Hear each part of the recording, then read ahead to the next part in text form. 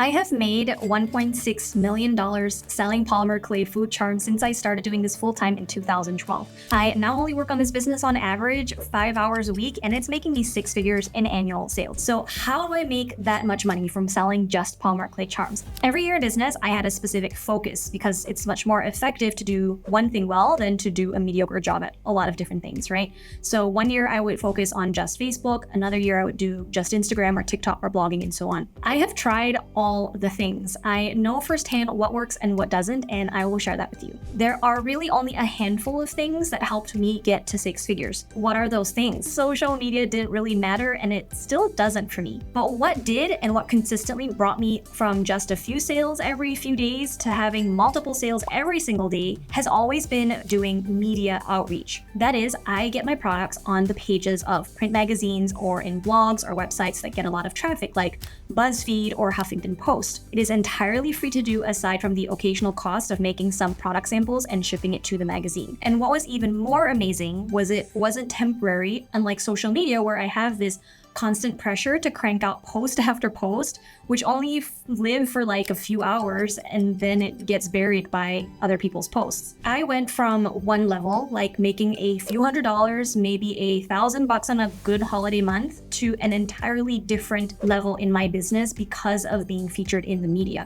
I'm talking about like regular 5-figure sales months, and it stayed that way for months and years. Customers would buy from me saying they found my work in a magazine that I was featured in months ago. Also consider that when you get your products in a magazine or a YouTuber talks about your work, that is a third-party endorsement, which is so much more powerful than you talking about your own work. That's like someone you trust recommending this great new restaurant in town, making you much more likely to take their advice and actually try it. But say the restaurant owner tells you that they're the best, you might wonder if they're just trying to make a sale because they're biased, right? So how did I get my products in the media? It is actually really easy to do. I'm surprised not more people do this. If you were to measure the amount of resources like time and energy that go into social media versus media outreach, your resources will yield much bigger, better, and faster results if you put them towards doing media outreach instead. The expectation is to post something on social media like at least once a day, right? If not a few times a week. And then you have to multiply that by like all of the different platforms versus with media outreach. I've only ever done that in spurts. I don't do that daily or weekly. I only focus on doing it a few times a year, and it's maybe like a week's project for that quarter, for example. So how you do it, there are 2 phases. And the most important phase, which if you get this right, makes the second phase easier and less important for it to be perfect, and that is research. Figuring out where to get your products featured. If they've done media outreach before and they've not had much success with it, it's usually because the research wasn't done right. You have to be very discerning about who to pitch to. You have to think outside the box. So one way to do this is if you sell jewelry, don't just pitch to magazines, influencers, or websites that just talk about jewelry all the time, which is the common trap most people fall into.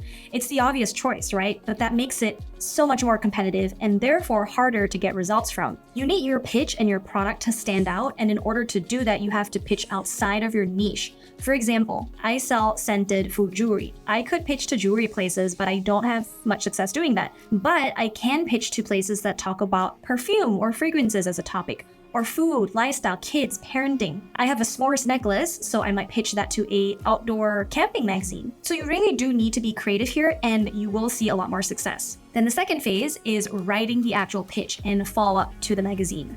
Most people get this wrong. I used to think that it's super important that you have a specific order of words that you write in your email to increase your chances of being featured.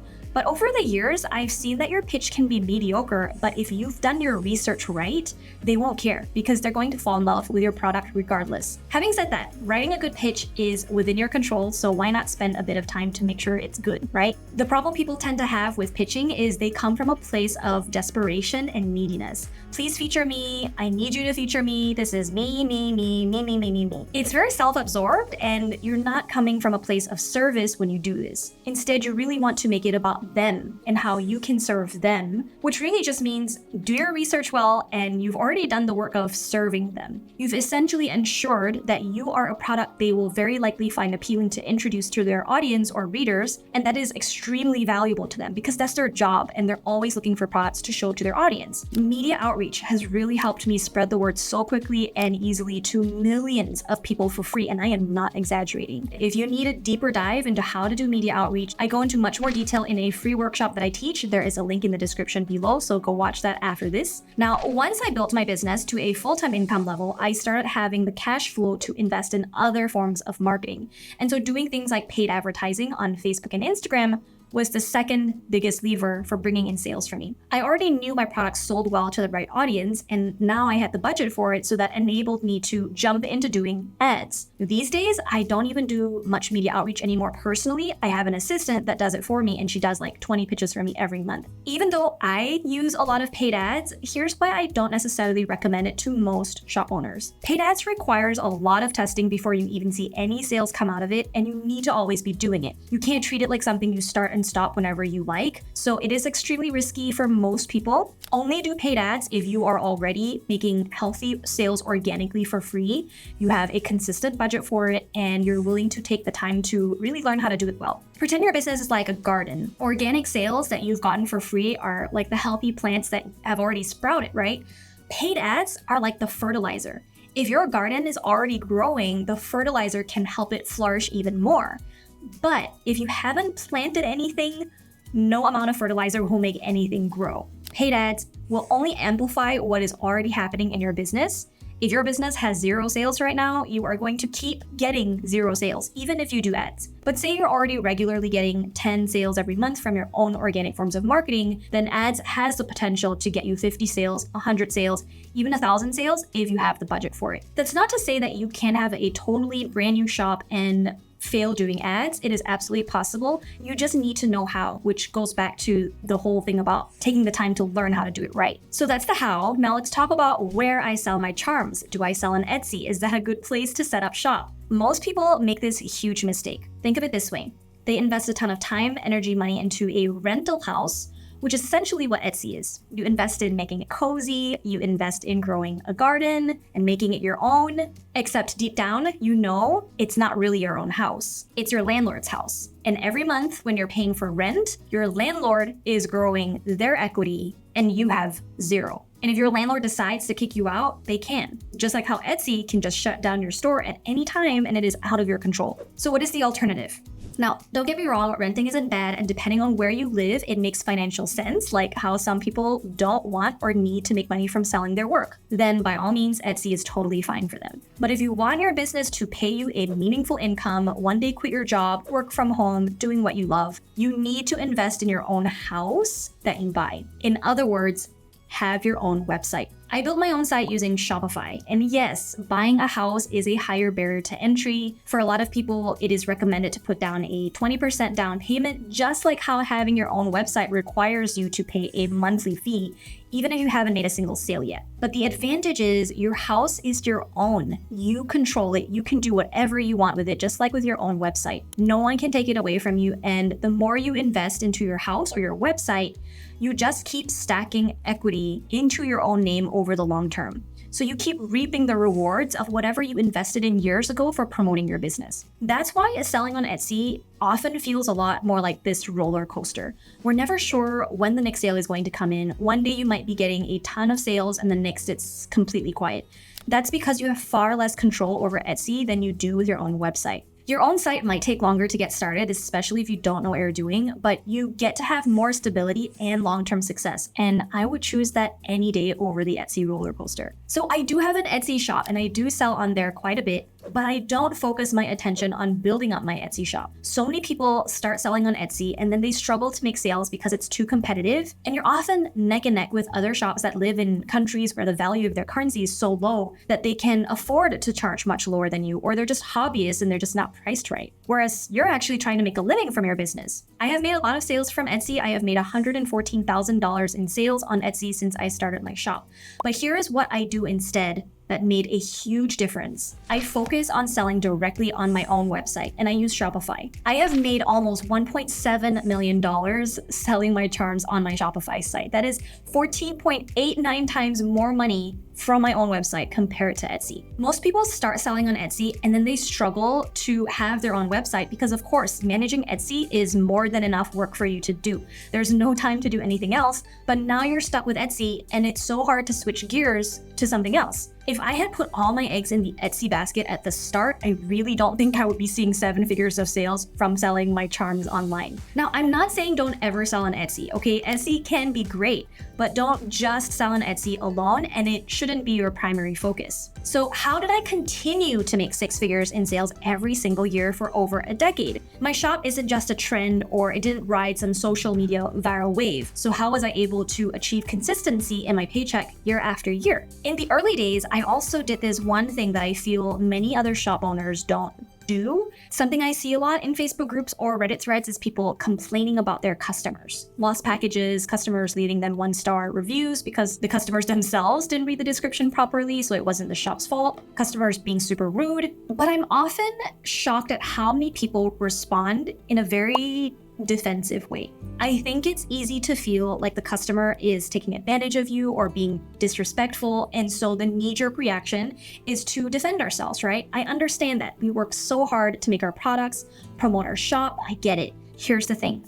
If you can't empathize with your customer, they are not going to leave your shop with a positive impression and therefore will not feel compelled to tell their friends about you. Most of my sales have come from word of mouth, and I think a lot of people don't realize how powerful that is because you can't see it happening, right? You can't measure it. But just think about how we naturally do this so often in our everyday life when we're hanging out with friends or family or colleagues. People talk about their favorite restaurants, their favorite food, favorite books, their favorite people, their favorite new purchases, which could have been your product. I think we need to be a lot more compassionate and understand that some people are just having a really hard day. Maybe their dog died that morning, and if they spend $50 at your shop the week before and your package to them was lost and you refuse to work with them on a resolution that will make them happy, how do you think they're going to feel? You have essentially just added to their grief and sadness and frustration. You just never know what is going on in someone else's life. So I believe just treat everyone with kindness, even if they didn't offer that to you themselves. That's on them and you can't control that.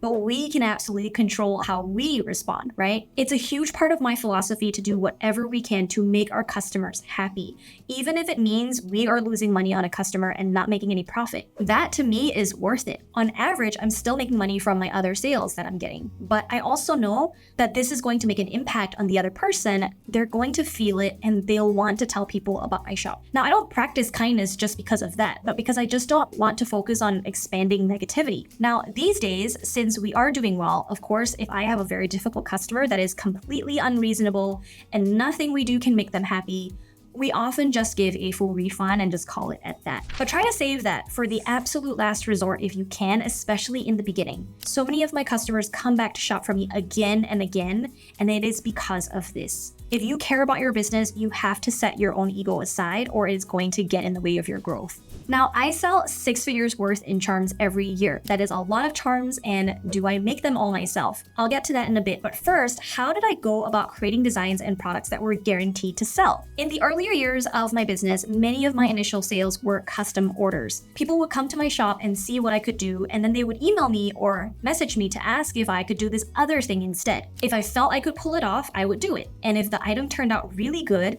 I would make it a permanent part of my product line. And this often leads to that item becoming a best-selling product. I often see other makers focus too much of their time on creating products that they want to make, which is totally fine and healthy if you're just doing it for creativity's and enjoyment's sake. But if you are wanting to run a business that makes money, you have to consider what customers want as well. Designing products in a silo all by yourself can be dangerous because we have no idea if people want what you make enough to pay money for it. But if we find the overlap between what you love to make and what other people want to buy, you're going to have a much greater chance of success creating products that sell like hotcakes. I have an entire module in my Sale Day program that talks about how to do this in more depth in case you are interested in a more step-by-step framework to follow.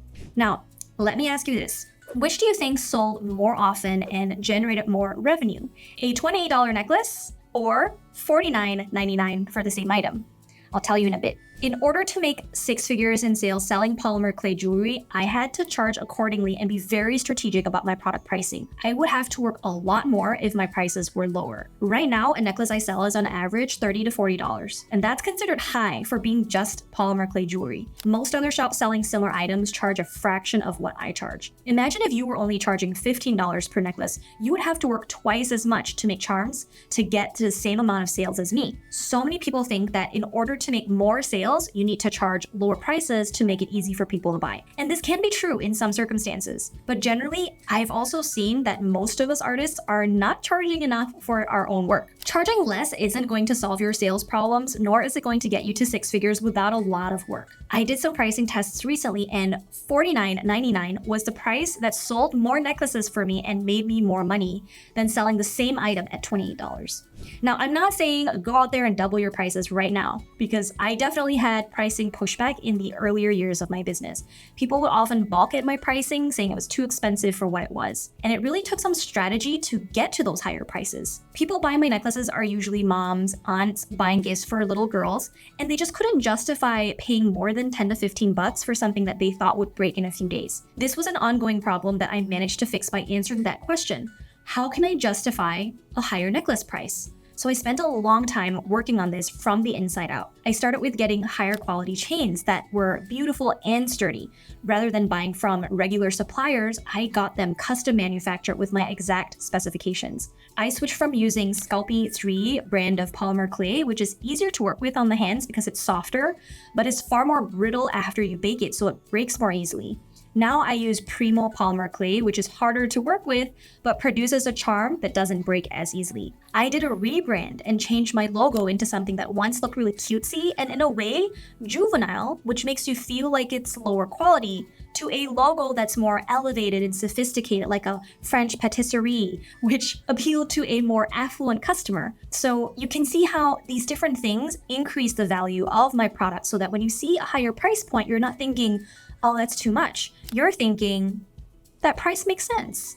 Yes, there will always be people complaining about one thing or another, but they are the 1%, and it's not good business practice to change your entire business for just the 1% of people in your audience. And as I mentioned at the start of this video, I only work on this business on average 5 hours a week. How is it possible that I can make six figures with a part-time schedule on this business? Well, I am not the only one making my products. In fact, I would say 90 to 95% of the products I sell are made by my small team of production assistants. I found them online, they work remotely from home, I train them using pre-recorded videos, I send them supplies, and they send me their finished charms. Then I send the charms to my shipping assistant, Daisy, and she takes care of shipping out orders. So all I do is step in to make some charms if my team can't keep up, or some light admin work, review email campaigns, answer questions from my team, decide on next month's sales campaigns, kind of just steer the ship a little. For the most part, it runs itself.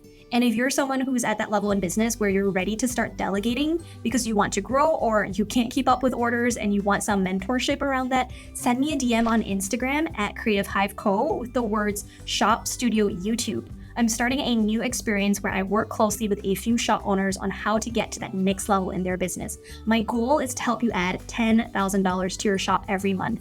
So if you're interested in potentially working together, send me a DM. If you're wondering how you can build your own six-figure a year business, check out this video where I talk about the only 4 skills you need to build a $100,000 online store.